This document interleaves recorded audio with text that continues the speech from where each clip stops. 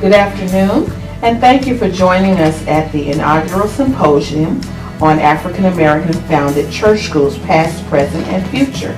Today, one of our guests is Dr. Shailendra Thomas, career educator and board member of Association of Christian Schools International. Would you introduce yourself, Dr. Thomas? Sure. Thank you, Mrs. Robinson, for inviting me, and hello everyone out there. And I'm so sorry I can't be there in person. In fact, I'm at an Association of Christian Schools International board meeting in Orlando this weekend. And so I have been an educator, a Christian educator, for over 30 years.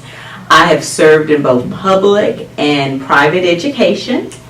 And I have served on the Regional Association of Christian Schools International Board, and now I serve on the National Board. Wow. And basically looking at accreditation and how we can promote the ongoing improvement of schools. And so I've had the opportunity to help accredit several schools, and really just passionate about Christ, passionate about education, and schooling, and helping students be prepared for the kingdom.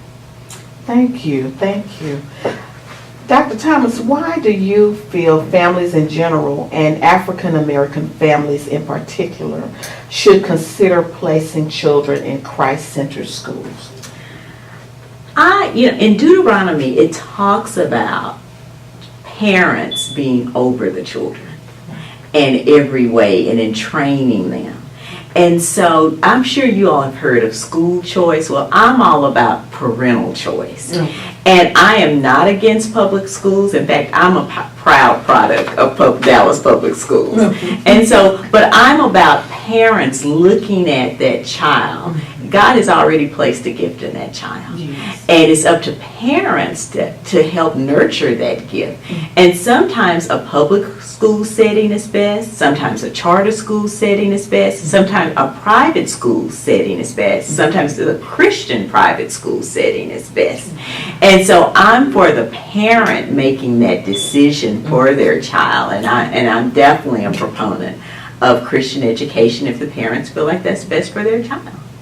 Thank you. That's a really, really good way to answer that, because it gives the parent the option of what is best for their child. What do you think, Dr. Thomas, are the challenges that you see Christian schools facing in our underserved communities at this time? Let me tell you, traditionally and historically, only people of means, and when I say means, money, could have that opportunity to go to a private school.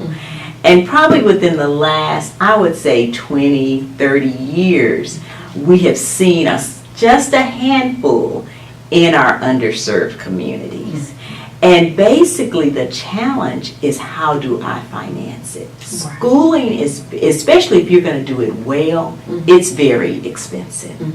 And so a lot of times we just have not had the funds or the backing in some of our underserved communities to build the private Christian schools that our kids so desperately need. Sometimes children need that, just that backing of a church or a spiritual family in the community, the spiritual community, to help them academically. And but money is a big hindrance. So how would you address families who are considering Christian school as an option for next year, the 2018-2019 school term, and they're considering it now? How would you address families? I would say first, do the research.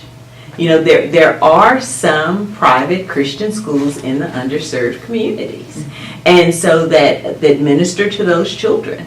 And so I would say do the research, go out, vet the schools, make an appointment, go to the open houses, see if there are any financial aid available, and pray about it, and seek the Lord and see if this is something that you feel like is right for your family. and don't give up. Continue to pursue it, because if God has laid that on your heart, He's going to open a door for you. Amen. And so continue to pursue it. Amen.